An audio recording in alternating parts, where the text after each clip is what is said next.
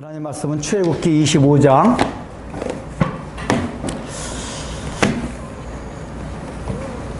31절서부터 40절 지난번에 읽은 거 또 그대로 더 하겠습니다.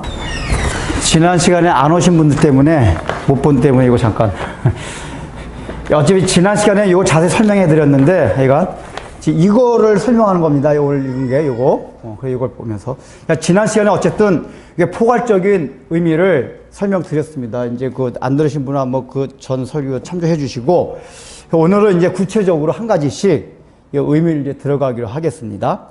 일단 이제 지난 시간에 한 걸 잠깐 언급하고 복습하겠습니다. 전체적으로 금등대, 이걸 금등대라고도 하고, 금으로 만들었기 때문에 금촛대라고도 하고, 등잔대라고도 이제 용어를 부릅니다. 그러면 요것이 의미하는 바가 뭐라고 그랬죠? 첫 번째, 빛 대신 예수 그리스도. 두 번째, 교회. 교회. 그러니까 제가 특별히 교회 되는 건 스가랴서와 요한계시록의 말씀을 통해서 이것이 교회 된다는 걸 이제 근거를 통해서 말씀을 드렸습니다. 지난 시간에. 그 다음에 세 번째 이제 스가랴서에서 나오는 게 여기 이제 실제로 여기 일곱에 요거 등잔 위에 불이 붙여진다고 그랬는데 여기 기름을 붓거든요. 감람유. 이 기름이 스가랴서에 성령님을 말씀한다고 했습니다. 그래서 여기 성령님. 요 세 가지가 이제 성경을 하나하나 살피면서 말씀을 드렸습니다. 이제 거기까지 하고 이제 오늘 들어가기도 하겠습니다. 자, 그러면은 이제 31절. 너는 순금으로 등잔대를 쳐 만들되 그 밑판과 줄기와 장과 꽃받침을 한 덩어리로 연결하고, 일단은 이제 요 한 덩어리로 연결한다는 게 지금 여기서 몇 군데 계속 나옵니다. 무슨 얘기냐면은 금 한 달란트 되는 덩어리를 가지고, 그러니까 이렇게 만들 때 요 부분 만들고 요 부분 만들어서 합친다는 얘기가 아니라 한 달란트 되는 그 덩어리를 가지고 세공을 해가지고 이렇게 만든다, 그 얘기입니다. 그러니까 이거 굉장히 아주 공예술이 뛰어났다는 얘기입니다. 그러면은 첫 번째, 왜 하나님이 전체 한 덩어리를 가지고 이 공예가가 이렇게 망치로 쳐가지고 이렇게 연이어서, 그러니까 다 연해가지고 이렇게 만들게 하셨을까? 이걸 먼저 생각해야 돼요. 이거는 사실 법궤나 이제 앞에 떡상에서 부분적으로 나왔던 얘기인데, 하나로 이어졌다는 얘기는 이 예수 그리스도와 우리가 하나 되고 교회가 하나가 되었다는 사실을 강조해 주기 위해서 이거를 하나로 쳐서 만들어 갔습니다. 이제 여기 보겠지만은 이게 지금 줄기예요. 여기 지금 이제 본문에 할 때 이게 줄기입니다. 그 다음에 이 줄기를 중심으로 해서 좌우로 세 가지 가지씩이 뻗어져 나갔어요. 그러면은 이 줄기가 뭐를 말한다고 했습니까? 예수 그리스도를 해요. 그 다음에 이 세 가지 옆으로 뻗어나가서 6가지 있는 게 교회를 말합니다. 그래서 이게 7개가 전체 합해져가지고 다 교회예요. 그러니까 이거는 예수 그리스도고 6가지는 우리들인데, 이걸 합해가지고 뭐라 그러냐? 교회라 그래요. 교회. 그러니까 교회란 거는 예수 그리스도와 예수 그리스도 거듭난 우리들이 합해져서, 그러니까 에베소서에 나오는 예수님이 머리가 되고 그의 몸이 된 우리들이 합해져 있는 게 바로 교회의 모습이다. 이걸 설명해 주고 있는 거예요. 근데 연이어졌다는 건 뭐냐? 교회라는 건 특별히 어떤 사람을 따로따로 하는 게 아니라 늘 하나로 이어져 있다. 그래서 이제 만든 걸 보면은, 여기 지금, 이거 보세요.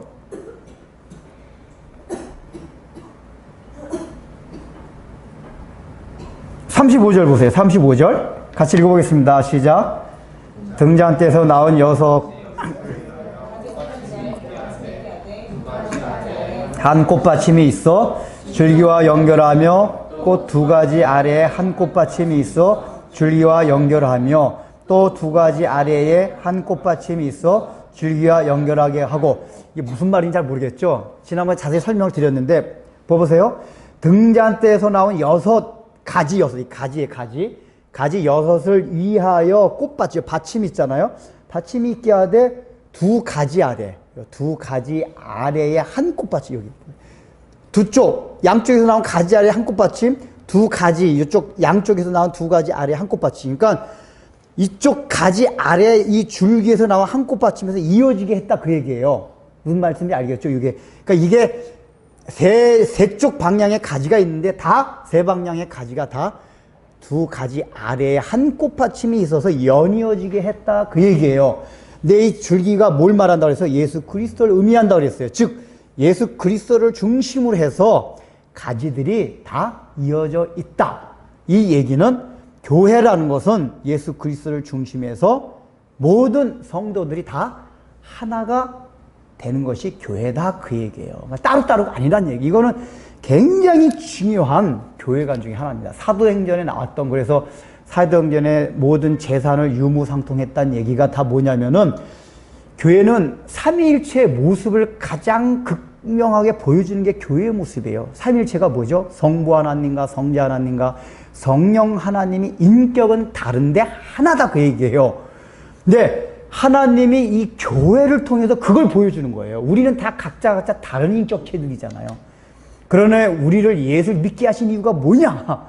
예수를 믿기 시작함으로써 하나님의 통치 안으로 온전히 들어오게 하시면서 궁극적인 건 뭐냐? 자기가 부인되어 제가 늘 강조하는 거. 그래서 나를 다 버렸을 때 타자를 자기같이 사랑하게 됨으로써 온전히 하나가 되는 거예요. 하나가.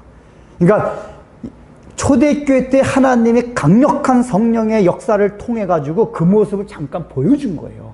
하나님 나라의 모습, 교회의 참 모습이 무엇인지를. 이게 보통 우리가 이제 오순절 같은 교회에서는 초대교회에서 나타났던 강력한 이 성령의 역사의 가장 그 현상을 뭐 방언 이런 걸로 해요. 근데 사실은 그게 아니고 가장 강력한 성령의 역사로 나타났던 게 뭐냐면 교회가 하나가 됐던 거예요. 하나가 됐던 거. 사도행전에 나왔던 거. 그걸 알아야 돼요, 우리가. 궁극적으로.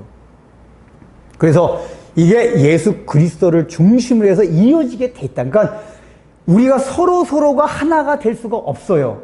그렇잖아요. 부부도 하나가 될 수가 없잖아요. 근데 하나가 될 수 있는 건 어디냐? 각자가 예수 그리스도를 바라볼 때에 하나가 돼요. 우리가 보통 이제 관현악단을 봐요. 관현악단을 보면은 이제 그 악기를 다 조율해야 되거든요. 조율하지 않은 상태에서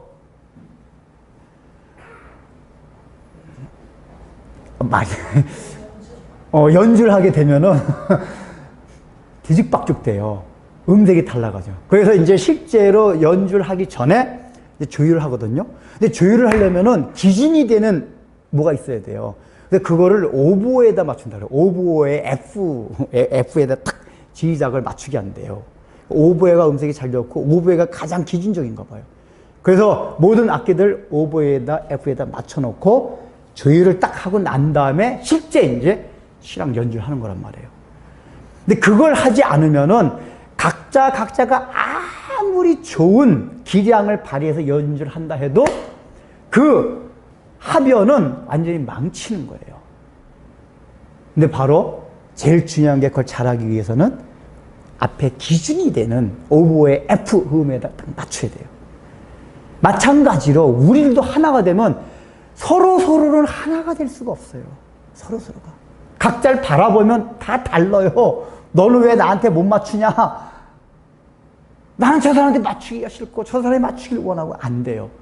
근데 우리가 주님만을 바라보고 각자가 서로에게 맞추는 게 아니라 나도 주님, 너도 주님, 그도 주님. 그러면은 우리는 모르는데 나, 너, 그가 나중에 보니까 하나가 돼 있어요. 왜 그렇죠? 예수 그리스도 안에서 다 하나가 될 수 있는 능력이 돼 있기 때문에 그래요. 그러니까 우리가 하나가 되지 못한다는 얘기는 뭐를 반증하는 거냐? 우리 각자가 예수 그리스도에게 초점이 맞춰 있지 못하다 그 얘기예요. 그러니까 이 가지가 치못대로 딴 데로 여기서 이렇게 나가고 각자 예수 그리스도에 맞는 초점이 달라지면은 한 군데서 만날 수가 없어요. 그래서 교회의 참모습은 무조건 하나가 되는 거예요. 근데 하나가 되기 위해서는 중심의 줄기에 있는 그 예수 그리스도에게 딱 모아지고 초점이 맞춰질 때 우리들도 하나가 될 수 있다. 이걸 명심하라고 그 얘기해요. 각자 주님을 바라보십시오. 가정에서부터. 그래서 안 믿는 사람하고 결혼한 게 참 안 좋긴 안 좋은 거예요. 이게 믿는 사람이 아니라 서로 그리스도를 바라보고 하나가 되는데 안 믿는 사람은 그리스도를 안 바라보기 때문에 온전한 하나가 절대 못 돼요. 그러니까 우리 안 믿는, 아직 결혼 안 한 우리 자매들은 무조건 믿는 사람하고 결혼해. 믿는 사람. 안 믿는, 김은지 선생님 동의하시죠?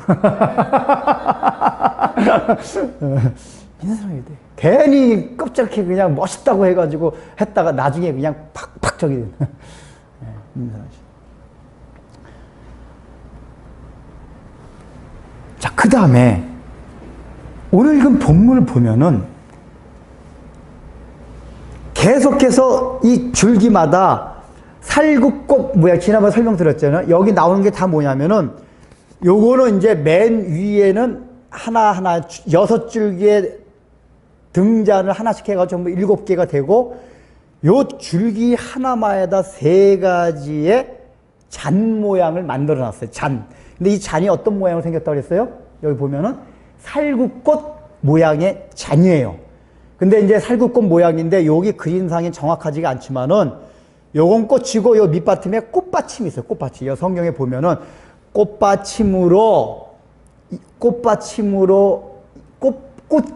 꽃받침으로 이루어진, 계속 성경이 그렇게 나와요. 지금 이게 그게 계속해서 나옵니다. 꽃과 꽃받침으로 이루어진 살구꽃 모양의 잔을 만들고, 이게 계속해서 표현이 돼요. 그러면은 왜 일단은 살구꽃 모양의 잔을 만들게 하셨을까? 실제로 빛을 내는 건 여기서 낸다고 그랬거든요. 왜 살구꽃 모양일까? 자, 일단은 살구꽃이 무엇이 의미하는 것일까? 예레미야서를 보면은 하나님이 예레미야의 환상을 주실 때 살구나무 환상을 보여주십니다. 근데 그 뜻이 무엇이냐고 물어보니까 그거는 2가지를 말씀했어요.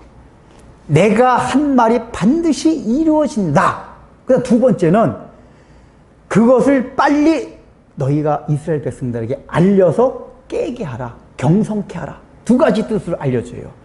그러니까 실제적으로 살구나무는 중동 지방에서는 봄에 피는 꽃 중에서 가장 빨리 핀대요. 그러니까 이제 봄을 알리는 전령사 같은 역할을 해주는 게 살구꽃이고 나무예요.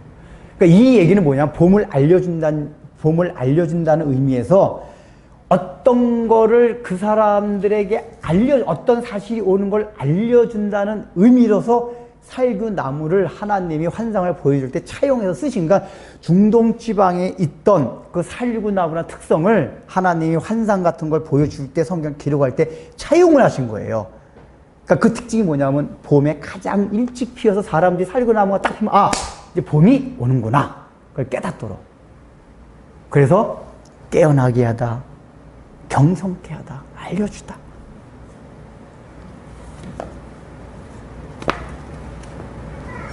그러면은 여기 전부 다 이 살구꽃 모양의 잔을 만들었다는 얘기는 뭐냐?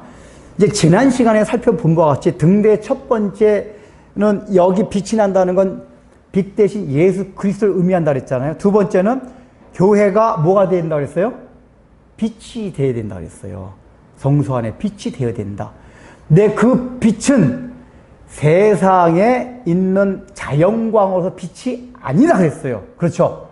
그러니까 그거는 일단은 예수를 믿는 데 있어서 자연계시 우리의 이성, 윤리, 도덕, 그러니까 인간이 생각할 수 있는 빛으로 예수를 믿는 게 아니라 하나님이 주신 계시의 빛으로만 예수를 믿을 수 있고, 2번째는 우리가 빛이 된다는 개념이 우리가 빛이 돼서 세상을 이게 빛으로 비춰준다고 할 때 우리는 잠깐만 어떤 의미로 받아들이냐면 윤리, 도덕적으로 올바로 사는 측면을 많이 생각을 해요. 근데 그런 측면이 포함된 건 사실이지만은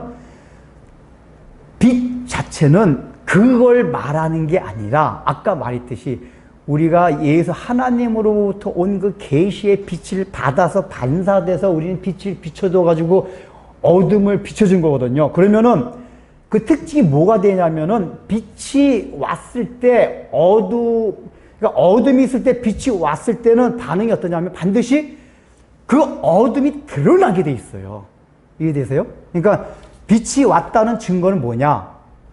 어둠이 이 깜깜해졌을 때 아무것도 몰라요. 근데 빛이 딱 비치면은 뭐가 있네 알게 돼요. 그러니까 우리가 예수 그리스도를 만났을 때 우리들도 일어나는 현상이 뭐냐? 깜깜해서 어둠에 있을 때 나의 존재가 어떤지 전혀 몰랐어요. 다시 말하면 죄가 뭔지도 몰랐어요. 내가 죄인인지도 몰랐어요. 근데 예수 그리스도를 만났을 때 이게 알라나 그러니까 유대교도 우리가 믿는 하나님을 믿어요. 이슬람교도 말만 사실 용어가 알라지 개념은 거의 그 사람들이 그 마호메식 구약 성경과 신약 성경을 통해서 그 코란 경전을 만들어냈기 때문에 우리가 믿는 하나님 개념이 거의 그대로 도입됐어요. 근데 우리 개신교 아니요 우리 기독교에서 믿는 하나님과 다른 게 뭐냐? 그 사람들은 예수 그리스도를 통한 그 계시의 빛이 없어요. 그래서 이슬람이나 유대교인들은 그 빛이 왔을 때 자기 자신들이 얼마나 깜깜한 상태인지를 몰라요. 그 얘기는 뭐냐? 예수 그리스도를 만나지 못했다 그 얘기예요.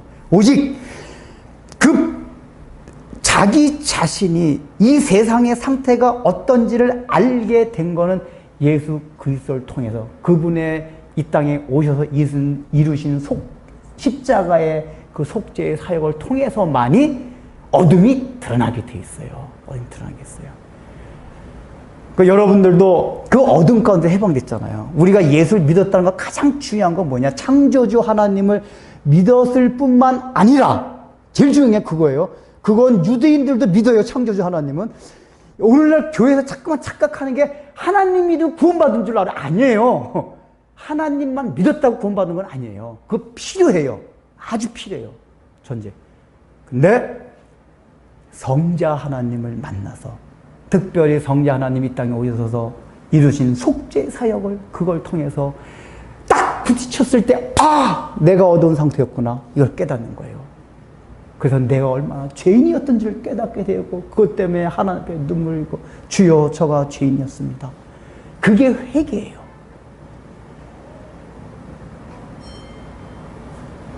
빛이 그거예요. 우리도 그 역할을 해야 된다는 얘기예요. 우리가 갔을 때 단순하게 저 사람은 윤리도덕적으로 이렇게 우리가 모범으로 삼을 만한 사람이다. 이 정도를 보여주는 게 아니라 우리가 가는 곳마다 어둠이 얼마나 그 자리가 죄악이 있는지 드러나게 하는 게 우리 교회의 굉장히 본질적인 역할이다 그 얘기예요. 여러분들 그런 거 있잖아요. 우리도 굉장히 거룩한 사람이라고 느껴지는 사람 옆에 가면은 괜히 안 가고 싶은 거 있잖아요. 그런 거 못 느껴요? 우리 어렸을 때 그런 게 있거든요.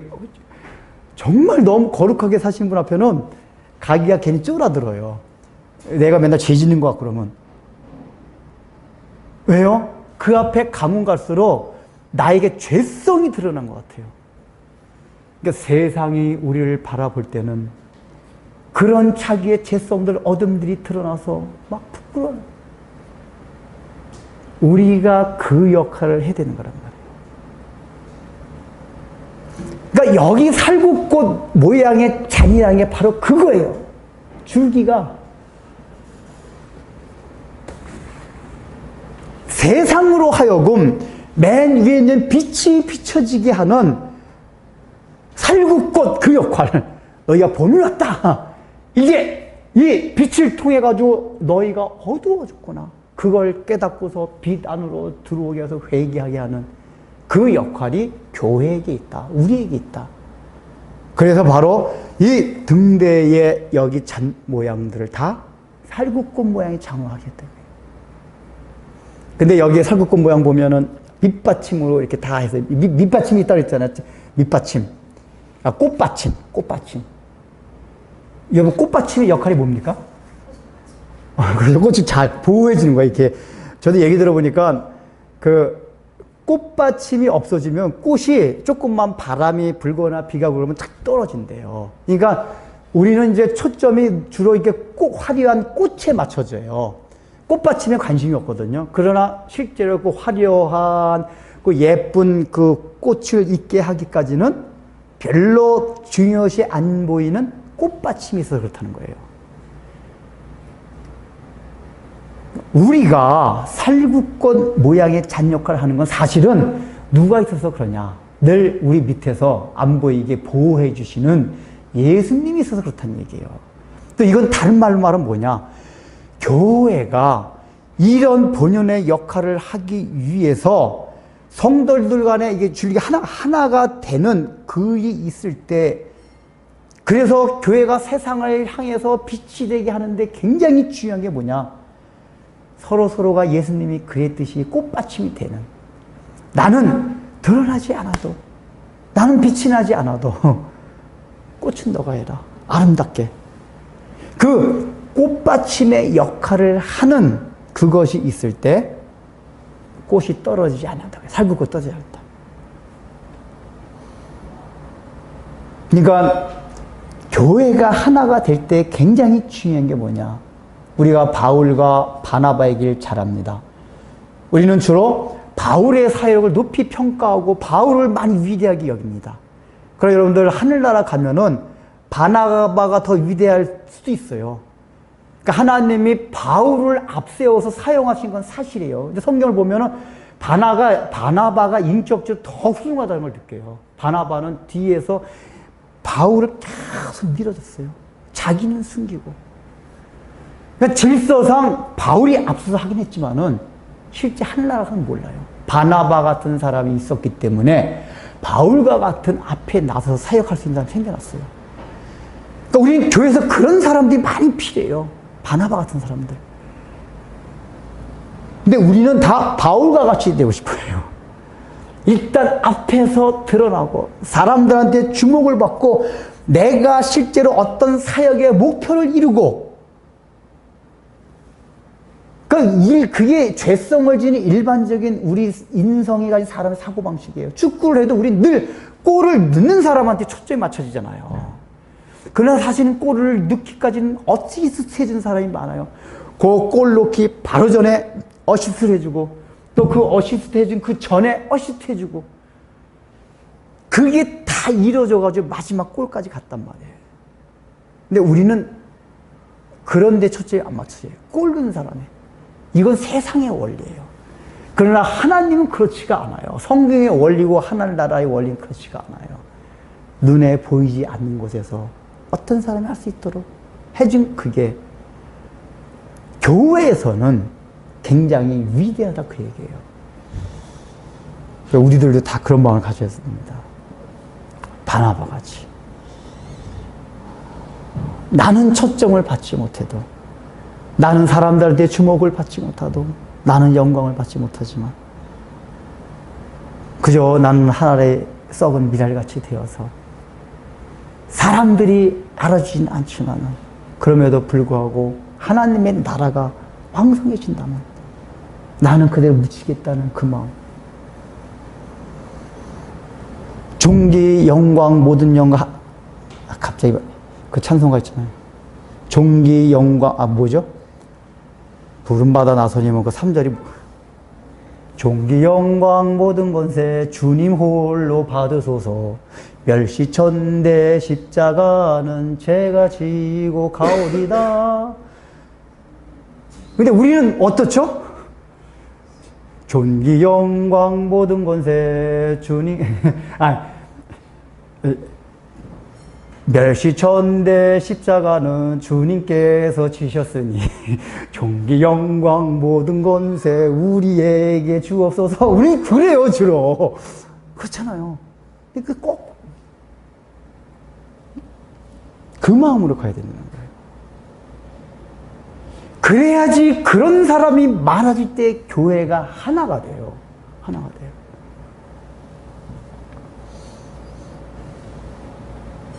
그리고 우리 목사들도 마찬가지예요. 기왕에 목사 된 다음에 큰 큰 교회에서 우리 맨 어릴 때 하면은 하나님 큰 종으로 삼아, 뭐 큰 종, 작은 종이 어디 성경에 보면 큰 종, 작은 종이, 우리 어릴 때 누가 기도해 준다고 주여 이 사람 큰 종이 무슨 큰 종이. 성경에는 충성됐느냐 불충성 그것만 있어요. 너가 충성된 종이 있고 불충성된 종만 있지 큰 종 작은 종 그런 거 없어요. 그거 우리 인간이 만들어낸 개념들. 근데 우리 어릴 때 뭐 기도봐 안수가 큰 종으로 삼아줘. 큰 종이라는 게 뭐죠? 큰 교회 해가지고 뭐 사람들이 구름대 같이 모여들고 우린 그런 걸 좋아해요. 이렇게 사람들이 알아주지도 않고 주목도 못 받고 아무 관심이 없어요. 근데 그걸 우리가 극복해 나가야 돼요. 밑받침이 돼야 돼요.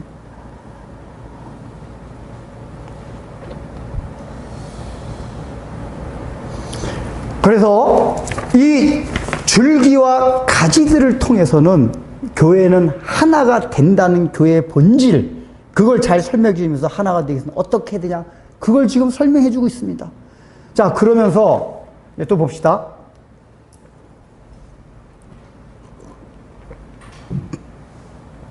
38절 보세요. 자, 이제 37절 등잔 7을 만들어 그 위에 두어 앞을 비치게 하며, 자, 이제 여기 6개에다가 여기 해서 다 7개잖아요. 등잔 7은 왜 만들었냐? 성경에서 치리한 숫자들 알죠? 우리가 많이 하잖아요. 완전수의 완전수. 그러니까 이 빛은, 그러니까 예수 그리스도와 그의 몸된 교회가 비치는 빛을 통해서 완전하게 세상이 이제 밝게 된다는 걸 앞으로 보여주시기 위해서 7개로 만든 겁니다. 자, 그 다음에 이제 그 정도를 하고 38절 넘어갑시다. 그 불집게와 불똥 그릇도 순금으로 만들지니, 이렇게 했어요. 지금 여기선 그림이 안 나와요. 그림이 안 나옵니다. 근데 이제 금등대와 함께 나오는 거는 이제 레위기 24장을 보면은 여기에 이제 불을, 24장 봅시다. 요 38절과 관련돼서 레위기 24장.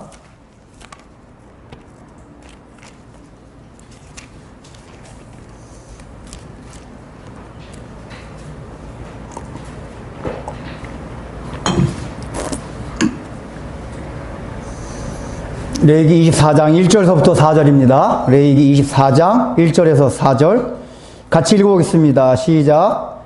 여호와께서 모세에게 말씀하여 이르시되 이스라엘 자손에게 명령하여 불을 켜기 위하여 감람을 찧어낸 순결한 기름을 내게로 가져오게 하여 계속해서 등잔불을 켜둘지며 아론은 회막만 증거계 휘장 밖에서 저녁부터 아침까지 여호와 앞에 항상 등잔불을 정리할지니 이는 너희 대대로 지킬 영원한 규례라. 그는 여호와 앞에서 순결한 등잔대 위에 등잔들을 항상 정리할지니라. 자, 여기서 이 등잔불에 불을 붙이는 규례가 지금 여기 나오고 있습니다. 이 출애굽기에 나온 거는 이 금초대를 어떻게 만드냐가 나온 거고, 레위기 24장의 말씀은 만들어 놓은 이 금초대에 실제로 불을 어떻게 붙이고 관리하는 거야, 이게 지금 나온 거거든요. 근데 이제 여기 어떻게 보면 나오냐면 감람류를 해서 불하고 나와요. 그 붙이자고 나옵니다. 자, 그러면은 감람류가 우리가 지난 시간에 했던 게 뭐였죠? 그 스가랴서에서 나왔죠. 그거는 이거 이제 생략합니다. 그거는 성령입니다.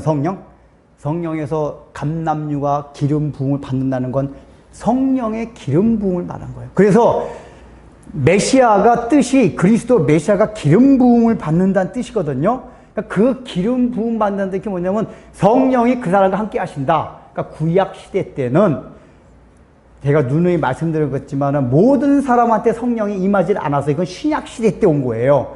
특정한 하나님이 정한 선지자한테만 성령이 임했어요.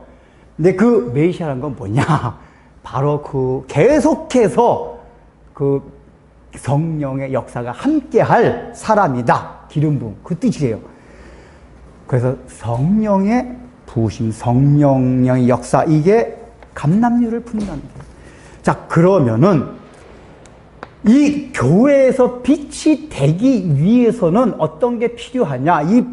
여기에 감람유를 통해서 불이 비춰진다는 얘기는 뭐냐면 성령의 역사가 반드시 있어야 한다 그 얘기예요. 감람유. 성령의 역사 있어야 돼요. 근데 이거 불 피기 위해서는 여기에 뭐가 있죠?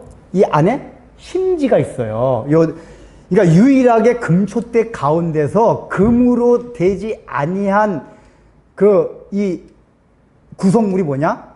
요 등잔 안에 있는 심지예요. 근데 감람유를 거기다 심지를 붙이거든요. 그 심지가 뭐냐? 우리의 인격적인 요소들이에요. 마음들이에요. 그러니까 성령의 역사가 우리 마음에 역사할 때 빛을 낸다 그 얘기예요. 빛을 낸다. 근데 그리고 보세요. 그냥 찾지 말고 민수기에 보면은 요것을 이 등잔대에 비추는 빛을 그 앞을 향해서 비치게 하라 그 말씀이 나와요. 요거의 앞에 뭐가 있습니까? 지난 시간 했었죠.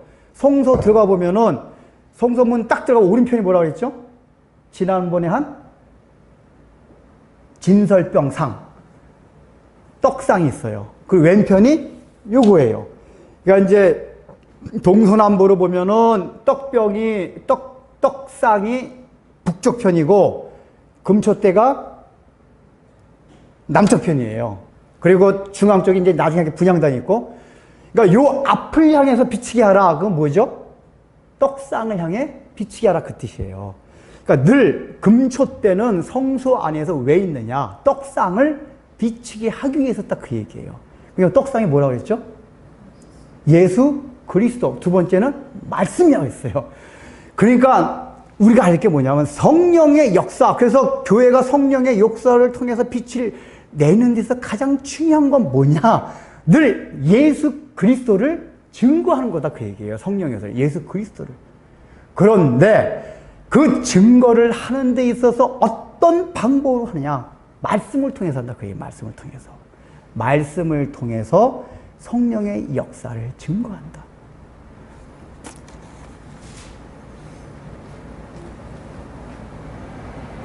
우리가 이제 이제 은사주의자들은 그런 얘기를 많이 해요. 우리가 이제 그런 거 제가 나중에 시간 되면 한번 이제 거기에서 설교를 하려고 그러는데, 성령의 역사를 은사 쪽으로 많이 생각하는 분들이 있어요. 물론 은사도 성령의 역사 가운데 하나예요. 근데 여러분 성령의 역사 중에 가장 중요한 가장 본질적인 성령의 역사 뭡니까? 예수 그리스도가 하나님이심을 증거하는 게 가장 본질적인 성령의 역사예요. 그 나머지는 은사, 선물이란 건 뭐죠? 은사 줄 수 있고 안 줄 수 있는 은사들이고, 모든 공통적으로 그리스도인들에게 나타나는 가장 중요한 성령의 역사가 뭐냐? 예수 그리스도가 하나님이심을 빛으로 이 땅에 오셨음을 증거하게 하는 거예요. 그래서 내가 성령을 받았느냐 안 받았느냐, 성령의 역사가 있느냐 없느냐를 알아낼 수 있는 가장 중요한 시금석이 뭐냐? 내 마음속에 예수 그리스도가 하나님이심을, 이 세상에 오신 빛이심을 믿어지면 그게 성령의 역사가 있는 거예요. 방언이 있던 없던, 뭐가 신유의 역사가 있던 없던 아무 상관없이 예수 그리스도가 하나님이심을 빛이 믿어지면 그게 가장 중요한 성령의 역사예요. 이걸 우리가 기억해야 돼요. 그래서 이 등대는 항상 떡상, 예수 그리스도를 증거한다. 그런데 그 떡상은 또한 말씀이다. 그래서 성령은 늘 말씀을 증거하네요. 예수 그리스도로 동시에 말씀을 증거하는 거예요. 그래서 늘 성령의 역사라고 하는데 말씀에서 벗어나면 그건 무조건 잘못된 영의 역사예요. 그걸 아셔야 돼요. 아무리 기적이 오색 찬란하고 막 기가 막히고 천둥 번개가 치고 막 한다 해도 말씀에서 빗나가면 다 성령의 역사가 아니에요. 이걸 아세요. 이거 성령의 역사는 늘 말씀을 드러나게 합니다. 말씀 드러나게 해요. 자, 그런데 여기 이제 심지가 아까 뭐라고 했죠? 유일하게 금으로 만들지 아니한 게 등잔의 심지예요. 그러면 그게 아까 금이라는 건 우리가 신성이라고 했잖아요. 유일하게 인성적인 요소를 가졌다 그 얘기예요. 그래서 우리의 인격을 말해요. 그런데 중요한 건 뭐냐? 성령의 역사가 우리의 인격과 함께 반응을 일으켜서 빛을 낸다 그 얘기예요. 그러니까 성령의 역사가 이 빛을 내는 거는 그냥 하는 게 아니라 늘 이 세상 가운데서는 우리 교회된 우리들의 인격적인 요소, 마음을 통해서 빛을 드러낸다 그 얘기예요. 그런데 그래서 여기 등잔불 이제 제사장이 해야 되는 게 등잔불 정리하라 이런 얘기가 쭉 나오잖아요. 정리한다는 게 뭐냐면은 가다듬고 왜냐하면 이게 심지어 피우잖아요. 그러면은 밤새 피우면 어떻게 되죠? 굳어져요. 불똥이 생겨요. 그 불똥을 가위로 잘라야 돼요. 그러니까 여기 가위 같은 거 다 금으로 만들었습니다. 다 금으로 만들었어요. 그러니까 하나님의 신성된 말씀이에요, 다. 이게 다 잘라내야 돼요. 그리고 또 심지가 너무 또 높으면 어떻게 되죠? 불이 끓음이 확 나올 수가 있어요. 그러니까 심지가 너무 높으면 또 이거 심지를 잘라주고 또 이렇게 밤새 타가지고 이게 타다가 이게 굳었으면 이게 굳어있으면 또 끓음이 나오잖아요. 그럼 또 불똥을 잘라가지고 여기 그 그릇에다가 그 불똥을 담아서 나중에 버리는 거예요. 이게 이제 민수기 같은 데 보면은. 그래서 이 정리하라는 건 뭐냐? 늘 우리의 인격을 말씀을 통해 가지고 자르는 작업. 이거를 해야지만이 우리가 분명히 예수 믿고 성령께서 내주하심에도 불구하고 우리의 삶 가운데 빛을 내긴 내는데 우리는 빛의 요소를 지나고 빛의 자녀긴 한데 끓음이 나와요. 빛을 있는데 끓음이 나와요. 그 불똥을 잘라줘야 돼요. 자른다는 거는 이걸 만때 망치로 두드린다고 아까 출애굽기에서 나왔잖아요. 계속 두들겨 맞고 자르고 하는 작업이 있어야 돼. 이게 뭐예요? 우리 인격에서 날마다 자기를 쳐서 복종시키는 것 같아요. 심지를 자르는 게. 이걸 하지 않으면 그 성령의 역사를 통해서 우리가 온전하게 빛을 낼 수가 없어요. 그러니까 우리가 늘 신앙생활 할 때 나를 쳐서 복종시키기 얼마나 중요한지 몰라요. 그래서 실제로, 그러니까, 그리고 이제 보세요. 이제 심지가 너무 이게, 제사장이 딱 막 끓음이 나와요. 그러면 우리가 실제 끓음이 날 때 뭐죠? 심지가 너무 높아도 끓음이 나와요. 그럼 보세요. 이게 원래는 심지가 있어야지 기름이 빨려 들어가가지고 이게 불이 잘 타요. 이 얘기는 뭐냐? 그 우리의 심지, 인격적인 요소, 그 우리의 마음, 그래서 뜨거운 열정, 이게 좋아야 돼요. 근데 이게 자칫 잘못해가지고 열정이 인간적인 열정으로 되게 되면은 이 심지가 높아지는 거예요. 그럼 어떻게 되는지 아세요? 끓음이 나와요. 빛은 내는데 끓음이 나와요. 그 막 냄새가 나요. 그래서 제사장들은 심지가 너무 높으면 잘라요. 내가 볼 때 뭐 우리 교회는 그렇게 열성 있는 그 정도로 안 돼가지고 이게 해당이 안 될 것 같기도 한데 각 교회마다 아주 열심히 있는 분들이 있어요. 이건 좋은 거예요. 근데 열심이라는 건 늘 또 조심해야 될 부분이 있어요. 왜 열심히 지나칠 때는 인간적인 그게 나올 수가 있어요. 그 말씀을 자기를 늘 제어해야 돼. 자기를 쳐서 복종시키지 아니한 상태에서 열심만 잘하게 되면 심지가 이만해서 끓음을 내요. 잘라줘야 돼요. 절제가 필요해요. 절제. 그러니까 이기기를 다툰 자마다 모든 일에 절제하느니라. 바울이 그래서 나는 나를 날마다 쳐서 복종시키니라 그랬잖아요.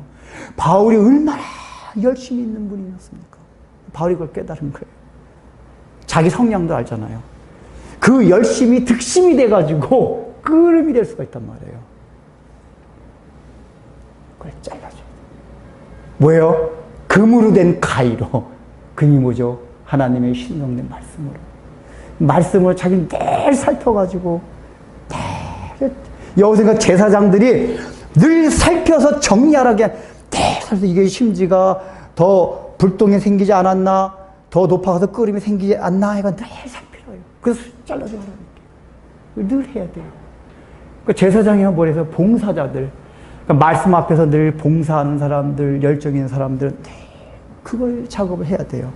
그렇지 않으면은 우리가 빛을 내긴 내는데 끓음을 내가지고 그냥 성소 안을 막 어지럽혀요. 굉장히 중요합니다. 우리 기독교 역사 가운데 그런 일이 너무 많았어요. 교회도 그런 일이 있었고.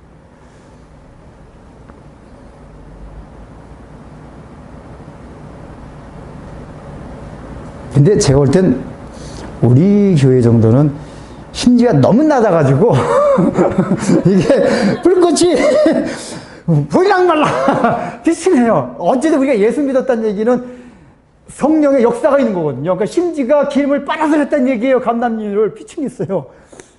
심지가 너무 작아서 이게.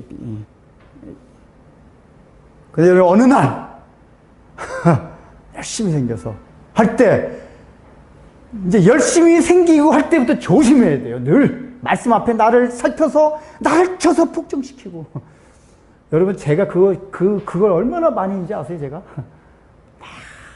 제가 열심히 상상도 못할 정도 열심히 했어요. 제가 성격이 정열적인데다가 막 하여 그래가지고 제 열심히 따라오지 못해서 사람들이. 제가 나중에 나를 복종시키는 이게 얼마나 나중에.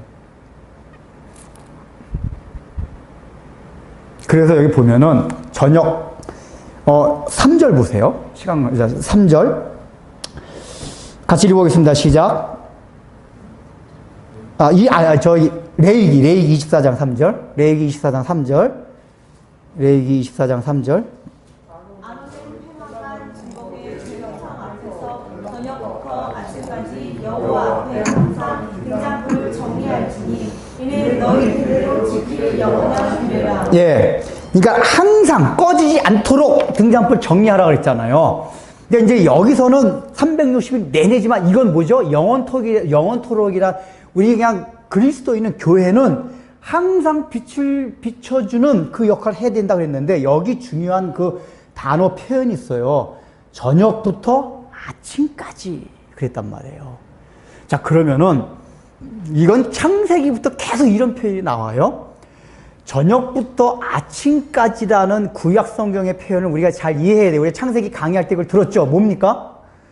유대인들의 날짜 셈법은 우리는 아침서부터 저녁까지 하루예요. 근데 유대인들은 저녁부터 아침까지 가요. 저녁이 시작돼서 아침으로 끝나요. 그래서 창세기 이렇게 나온단 말이에요.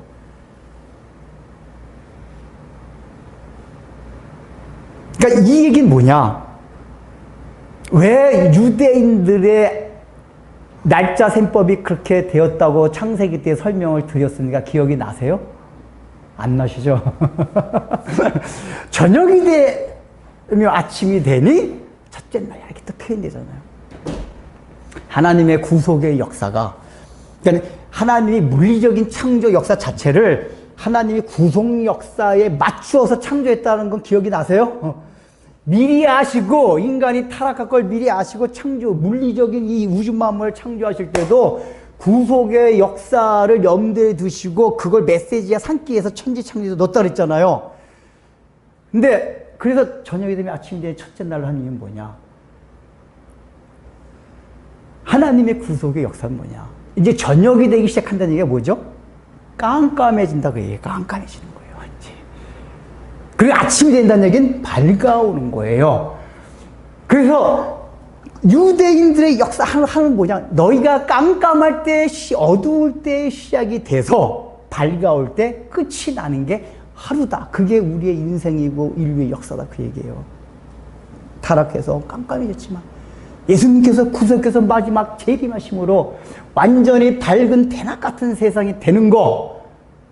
요한계시록에 나오는 새하늘과 새 땅.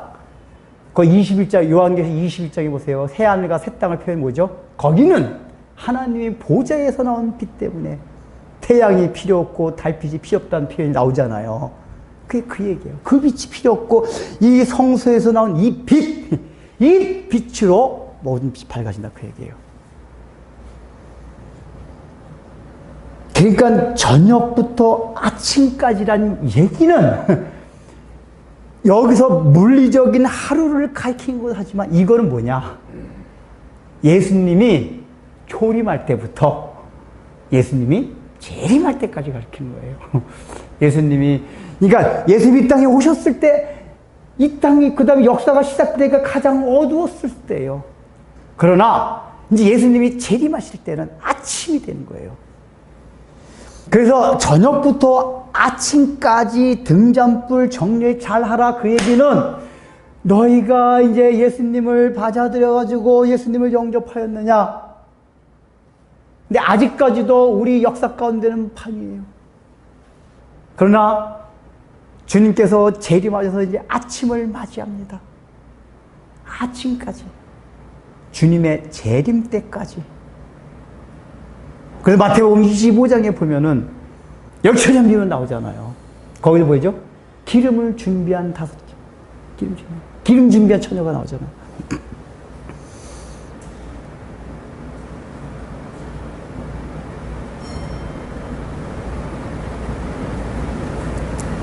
등잔불을 정리하는 아침까지 꺼지지 아니하도록.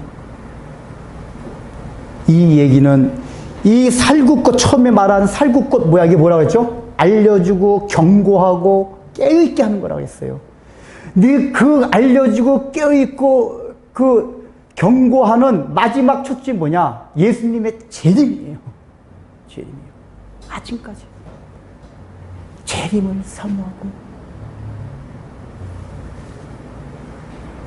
그때까지 성령의 역사가 끊어지지 않도록 나를 쳐서 복종시키며 말씀으로 자기를 자르는 이 작업을 계속해서 해나가야 한다.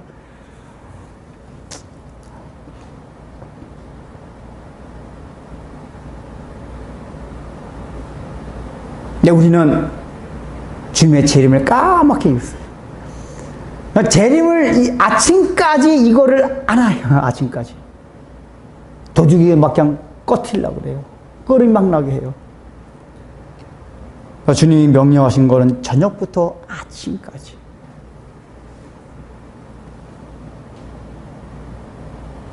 기독교 역사를 보면은 주님이 고도마 하신다고 약속하셨어요. 근데 그래서 초대교회 성도들은 예수님이 금방 오실 줄 알았어요. 그러니까 초대교회가 더 뜨거웠던 이유 중 하나가 뭐냐면은 초대교회 성도들은 그 이제 성경에 다 안 나오지만은 이제 그 당시 초대교회 문서들 읽어보면은 예수님 바로 오실 거 생각했어요. 결혼을 안 하고 막 집 같은 거 다 해버린 게 예수님 바로 올 건데 이런 사고방식이 굉장히 강했었어요. 근데 이제 시간이 지나 보니까 300년, 500년 지나도 예수님이 안 오신단 말이에요. 그래서 중세교회가 지나갔어요. 그리고 종교개혁이 일어난 뒤에도 계속해서, 그래서 2000년이 지났는데 아직까지 안 오세요. 사람 다 지쳤어요. 그러다 보니까 예수님의 그 다시 오신다고 하는 그 약속에 대해서 신비해졌어요. 아까 살구꽃이 그랬잖아요. 하나님 말씀에 대한 신실하심. 내가 한 것은 반드시 지킨다. 곧 내가 다시 오마. 하신 그 약속이 신비해졌어요, 다. 오늘날에는 재림을 사모하는 사람이 거의 없어요. 거의 없어요. 목회자나 성도들이나.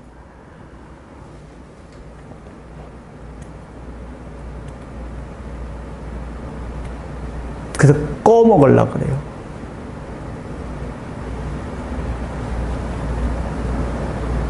재림을 사모하고 그래야지만이 말씀으로 자기를 다듬고 쳐서 복종시킬 수가 있어요. 이게 세상에 잠에 취하게 되면은 그 일을 못해요. 예수 믿는 목적이 나를 쳐서 복종시키는 그게 아니라 다 딴 데 있어요. 이 땅에서 잘 되고 뭐 기도 응답 받고 뭐하고 우리 예수 믿는 건 재림할 때까지 나를 쳐서 복종시켜서 빛이 되게 하는 거예요.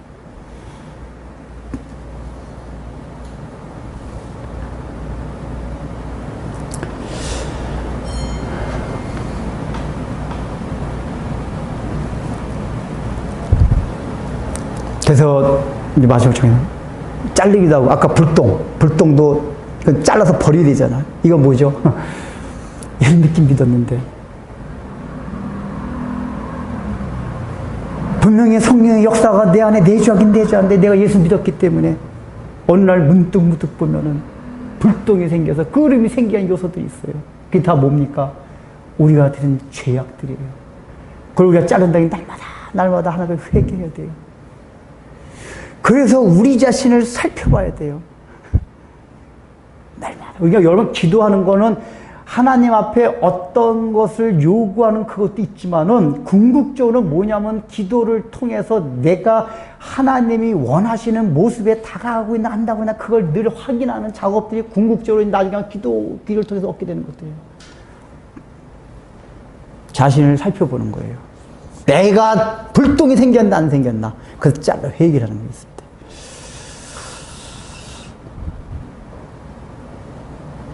그래서 오늘 우리가 금등대를 통해서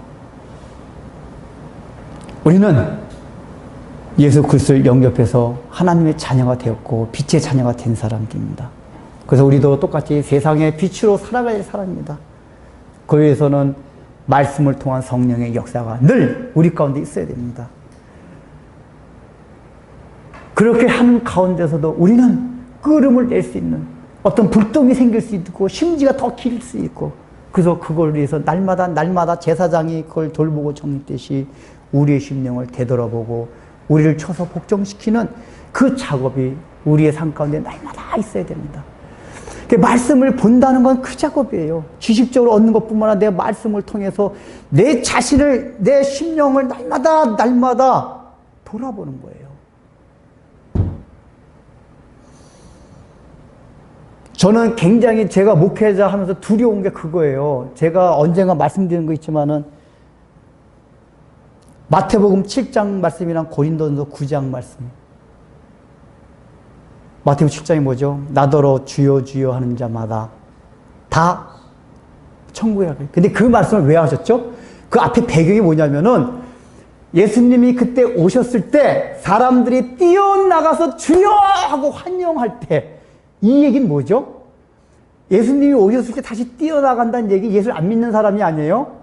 믿는 사람인데다가 이 땅에서 굉장히 열심히 해서 나름대로 내가 주님을 위해 살았다라고 자부할 수 있는 사람이기 때문에 예수님이 오셨을 때 뛰어나간 거예요. 그 마태 배경이 보면은. 근데 그때 주님께서 불법을 행하는 자라 내가 너희를 도무지 알지 못한다. 나를 떠나가라. 제가 그전에 그 말씀은 몰랐는데 그거 깨닫고 나서 얼마나 두려운지 몰라. 나름대로 열심히 믿고 나는 말씀을 산다고 해가지고 했는데 어느 날 주님이 오셨을 때 갑자기 불법을 행한 자들아 나를 떠나가라. 그게 근데 주로 대상이 바리새인들이었거든요. 바리새인들이 뭐죠? 자기 의에 갇혀요. 그러니까 자기 신념, 자기 의, 자기 자랑. 그러니까 신앙생활도 다 그렇게 된 사람들. 그래서 제가 그 말씀을 보면서 내가 하나님 앞에서 하는 이 열심, 하는 것들. 그래서 언뜻 생각하면, 야, 주님이 오실 때, 주님, 내가 주님을 위해서 한 게 너무나 이것저것 다 이것도 했고 저것도 했고, 근데 주님을 위해서 얼마나 사든지 아시죠?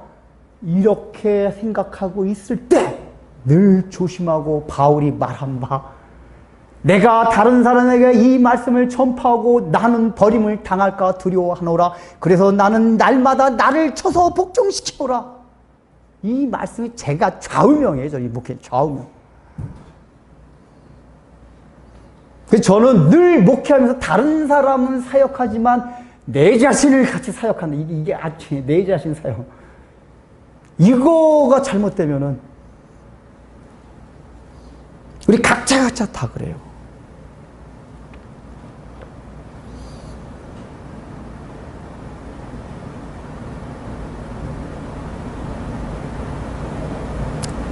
그래야지 우리가 온전하게 예수 그리스도의 빛으로서 세상 가운데, 성소안의 교회 가운데, 여러분의 가정 가운데 이 빛을 비춰줄 수가 있습니다.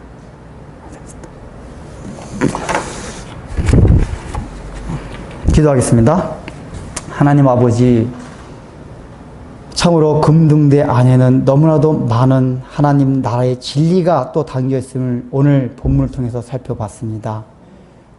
예수님이 이 땅에 빛으로 오셔서 어둠을 드러냈듯이 하나님의 자녀가 된, 그래서 우리들도 빛이 되어서 이 세상 가운데 내 주변에 이 빛을 비추어서 하나님 아버지, 그들이 그것을 통하여 자기 자신이 죄인이었다는 사실을 하나님 아버지 얼마나 이 세상에 악한지를 깨닫게 될 수 있는 통로가 우리가 되게 하여 주옵소서. 무엇보다도 그 일을 위하여 우리가 하나님 아버지 성령의 역사를 사모케 하여 주시고, 하나님의 그 성령의 역사가 말씀을 통해서 온다는 사실을, 특별히 말씀을 통해서 나를 쳐서 복종시키며 나를 살피지 않을 때 우리가 하나님과 빛을 내면서도 끄름을 낼 수 있다는 사실을 생각하며, 우리 마음 속에 늘 주님의 말씀으로 나를 다스리는 일들이 우리의 삶 가운데 제사장들이 365일 그 일을 했듯이 우리가 날마다 그 일을 하게 하여 주옵시고, 특별히 주님이 재림하신